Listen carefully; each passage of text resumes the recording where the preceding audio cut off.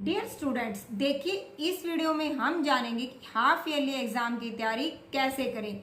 देखिए आज हमारे पास अगस्त के महीने के 10 दिन जा चुके हैं और हमारे सितंबर में लगभग 5 सितंबर से या 5 से 10 के बीच बच्चों के एग्जाम स्टार्ट हो जाएंगे। आप मान के चलिए हमारे पास केवल 1 मंथ है। 15 अगस्त, तीज और राखी। क्या करना है, स्कोर भी अच्छा लाना है और फेस्टिवल भी एंजॉय करने हैं। तो हमारी वीडियो पर लास्ट तक जरूर बने रहिए। अगर आप ये वीडियो देख लेते हैं तो देखेंगे कि आप क्लास में टॉप करेंगे। देखिए कैसे। सबसे पहले तो आपको अपने सिलेबस को देखना है। आपको अपने सिलेबस को बिल्कुल जहां पर आप पढ़ते हैं उसके सामने लगा लीजिएगा। डेटशीट बच्चों की आई नहीं है बट सिलेबस आ चुका है। आप सिलेबस को अपने सामने लगाइएगा।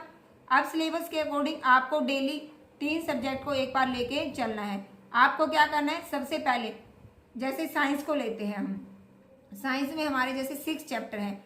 हमें क्या करना है, आज के लिए उस पहले चैप्टर को पूरा रीड आउट करना है। एनसीईआरटी के एक एक पेज। एनसीईआरटी अगर आपकी नहीं है तो जो भी बुक है आप पहले पूरे चैप्टर को रीड कीजिएगा। पूरे चैप्टर रीड करने के बाद आपको उसकी पीछे की बुक एक्सरसाइज करनी है। इससे आपको काफ़ी ज़्यादा हेल्प मिलेगी अगर आप चैप्टर रीड कर लेते हैं। उसके बाद आपको short question and long question करने हैं, वो भी रिटन प्रैक्टिस में।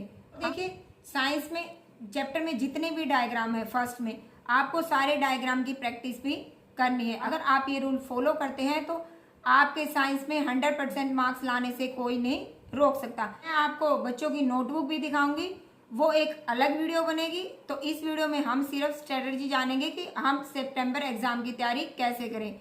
जो जुलाई एग्जाम में हमारे हो चुके हैं उसकी नोटबुक की वीडियो आप लोगों के पास जल्द ही आने वाली है। सबसे पहले तो हमें सिलेबस कंप्लीट करना है। सिलेबस कंप्लीट करने का तरीका यही है, डेली जैसे मैथ है। अब मैथ में क्या करोगे, सबसे पहले आपने चैप्टर किया, चैप्टर खोलते ही जो उसमें फॉर्मूले हैं, सबसे पहले फॉर्मूले आपको याद करने हैं। 2 to 20 टेबल करनी है। आपको square root and cube root जरूर करने हैं। उस मैथ के चैप्टर आ रहे हैं 1 to 7। 1 to 7 चैप्टर में बेटा जितने भी फॉर्मूले हैं वो एक नोटबुक में नोट डाउन आप कर लीजिएगा। आपको सोने से पहले और एक बार स्कूल जाने से पहले उन फॉर्मूलों को एक बार रिवाइज जरूर करना है। अगर आप ऐसा करते हैं तो मैथ में 100% लाने से कोई नहीं रोक सकता है। देखिए आपको तैयारी कैसे करनी है। जैसे आपकी फर्स्ट है उसमें आपके 1 to 5 यूनिट है, तो आपको क्या करना है, सबसे पहले फर्स्ट यूनिट को लेके चलना है। फर्स्ट यूनिट के जितने भी एग्जाम्पल है, जितने भी सम है, सबकी रिटर्न प्रैक्टिस करनी है। देखिए बच्चे कई बार बोलते हैं मैम ये चैप्टर तो अभी क्या था, जुलाई एग्जाम में आया था। बट बेटा आया था तो क्या हुआ, खाना भी तो हम 3 बार खाते हैं, 4 बार भी खा लेते हैं। ऐसे ही चैप्टर को हमें बार बार करना होगा। तो आपने तब क्या था, तब आपका चैप्टर बेटा कितनी देर में हुआ था, तब आपका चैप्टर बेटा हुआ था 1 आवर में। बट आप रिपीटेशन में जब रिवीजन बार बार करेंगे तो बेटा आपका चैप्टर धीरे धीरे वो टाइम कम लेने लगेगा। इससे आपके पास एग्जाम में टाइम काफी बचेगा और आप अच्छा स्कोर कर पाएंगे। जो चैप्टर आपने पहले 1 घंटे में किया था, अगर आप अब करेंगे तो वो 40 मिनट में होगा। दोबारा से फिर रिवीजन करेंगे वो 30 मिनट में होगा। ऐसे करते करते आपका टाइम पीरियड कम हो जाएगा और रिवीजन आपकी एकदम से फास्ट तरीके से होगी। बेटा रूल जरूर फॉलो कीजिएगा और अपना स्कोर बढ़ाइएगा। इंग्लिश की बारी। इंग्लिश को कैसे तैयार करेंगे, इंग्लिश में चैप्टर के सबसे पहले तो हमें वर्ड मीनिंग को याद करना होगा। वर्ड मीनिंग के बाद हमें चैप्टर को पढ़ना होगा। इंग्लिश में काफी डिफिकल्ट वर्ड आ जाते हैं, इसलिए आप डिफिकल्ट वर्ड की प्रैक्टिस जरूर कीजिएगा। इसके बाद बुक एक्सरसाइज कीजिएगा और ग्रामर पे तो आपको ज्यादा फोकस करने की जरूरत है। अगर आप ग्रामर स्टार्टिंग से ही कर लेते हैं तो लास्ट तक आपको कोई दिक्कत नहीं आएगी। ग्रामर पोर्शन में भी आपको प्रैक्टिस ज़्यादा से ज़्यादा करनी है। इंग्लिश में भी स्कोर आप अच्छा अपना बढ़ा सकते हैं अगर एक तरीके से तैयारी करते हैं। बेटा देखिए उसके बाद हमारा आता है एसएसटी। एसएसटी में आपको चैप्टर को थ्रोली पढ़ना है। अगर आप चैप्टर अच्छे से पढ़ लेते हैं तो आप एक स्टोरी अपने माइंड में क्रिएट कर लेंगे। स्टोरी क्रिएट करने के बाद किसी भी टाइप का क्वेश्चन आता है तो उसे राइट कर सकते हैं।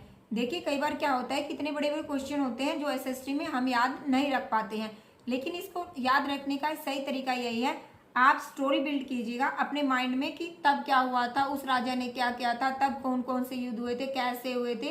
तो आप एक स्टोरी बनाइएगा, उस स्टोरी के माध्यम से हम अपने एसएसटी को कंप्लीट कर सकते हैं।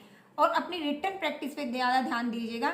अगर आप ऐसा करते हैं तो आपकी राइटिंग भी इम्प्रूव होगी और आपको अच्छे मार्क्स लाने से कोई नहीं रोक पाएगा। देखिए बेटा, अब आते हैं हिंदी की बारी। हिंदी को बच्चे छोड़ देते हैं, लेकिन हमारी मातृभाषा उसमें बच्चे इतनी गलतियां करते हैं और जिसमें हमें पूरे मार्क्स लाने चाहिए में बच्चे काफ़ी मार्क्स कटवा के आ जाते हैं। आपको ऐसा नहीं करना। आपको हिंदी को साथ साथ लेके चलना है डेली, चाहे आप आधा घंटा करें। इससे क्या होगा कि आपने जितना भी याद किया, जो याद किया, आप उसमें से जितने डिफिकल्ट वर्ड हैं जो आप नहीं लिख पा रहे, ढंग से हिंदी पढ़ नहीं पा रहे हैं, तो आपको एक मिस्टेक नोटबुक अलग से बनानी है। उसमें आपको अपनी मिस्टेक राइट करनी है, ताकि आपको पूरा चैप्टर पढ़ने की बजाय एग्जाम में सिर्फ आप मिस्टेक वाले पोर्शन को भी एक बार देख लेंगे 15 से 20 मिनट के लिए, तो आपकी गलतियां काफ़ी कम होंगी और आप अच्छा स्कोर कर पाएंगे। देखिए, सबसे पहले तो हमने किया सिलेबस कंप्लीट। 3 नंबर पर क्या होगा? रिवीजन। Number 3 practice set. आपको ज़्यादा से ज़्यादा प्रैक्टिस करनी है। वो प्रैक्टिस आपके टीचर आपसे करवा सकते हैं, आपकी मदर आपसे करवा सकते हैं, आपके पेरेंट्स आपसे करवा सकते हैं, या खुद भी आप कर सकते हैं। कैसे? चैप्टर में से आपको नोट्स बनाने हैं, आपको शॉर्ट्स नोट्स बनाने हैं, आपको उनकी फिलअप्स बनाने हैं, आपको मैचिंग बनानी है।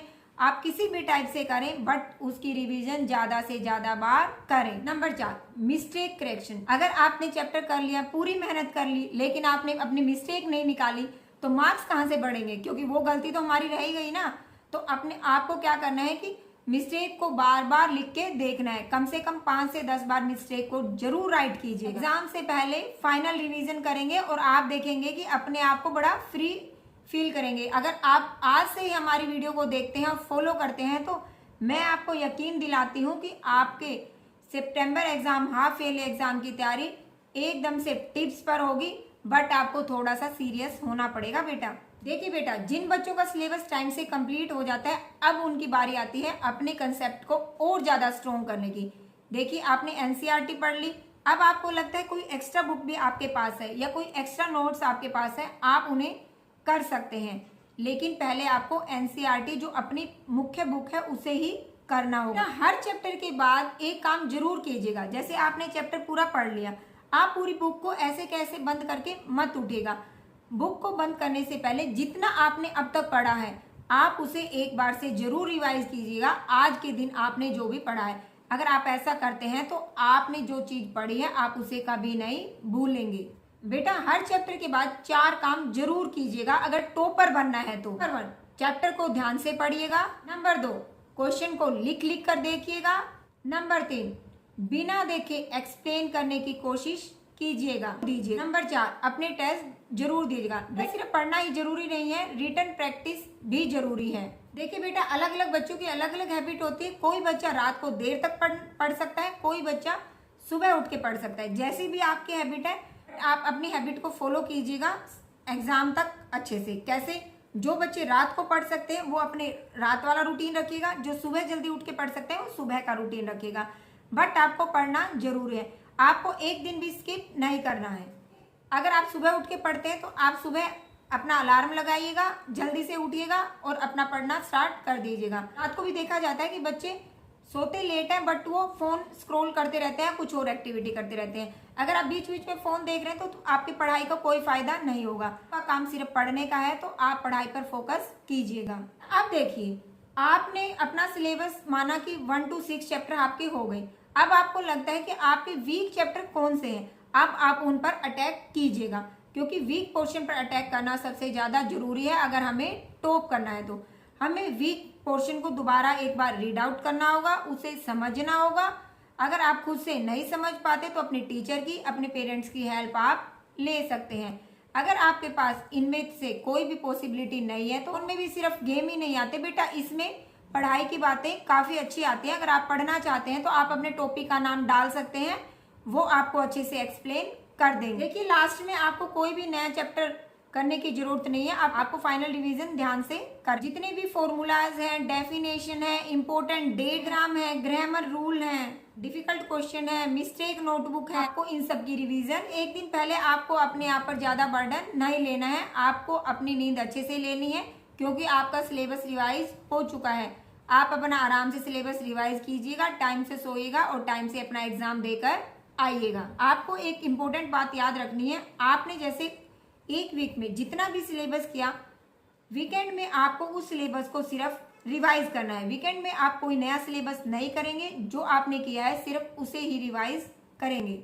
बेटा लास्ट में जानते हैं 100% स्कोर करने के लिए गोल्डन रूल हमारे पास कौन कौन से हैं। नंबर 1, एनसीईआरटी और अपनी टेक्स्ट बुक को ध्यान से पढ़िएगा, लाइन टू लाइन आपको रीड करनी है। नंबर 2, हर क्वेश्चन आंसर को लिखने की प्रैक्टिस जरूर कीजिएगा। जितनी रिटन प्रैक्टिस करेंगे उतना ही ज्यादा फायदा आपको एग्जाम में मिलेगा। नंबर 3, वीक में टेस्ट जरूर दीजिएगा, ये टेस्ट काफी इंपॉर्टेंट होते हैं। नंबर 4, मिस्टेक नोटबुक जरूर बनाइएगा, क्योंकि अगर आप अपनी मिस्टेक नहीं करते तो नेक्स्ट टाइम वही मिस्टेक आप दोबारा से करेंगे।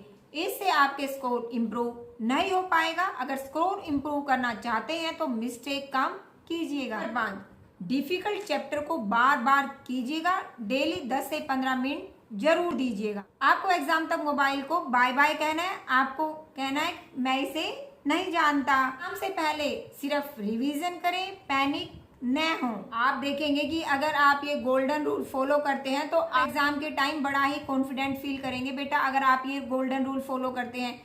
क्योंकि अगर आपने ये रूल फॉलो कर लिए, 100% बच्चे यही मिस्टेक करते हैं जो एग्जाम में वो पीछे रह जाते हैं। एग्जाम में 100% स्कोर करना चाहते हैं तो वीडियो को ज्यादा से ज्यादा अपने दोस्तों के साथ, अपने फ्रेंड सर्कल के साथ शेयर कीजिएगा, ताकि उनके भी मार्क्स अच्छे आ सके। और ऐसे ही वीडियो देखने के लिए चैनल से जरूर जुड़ेगा। Bye bye, thank you.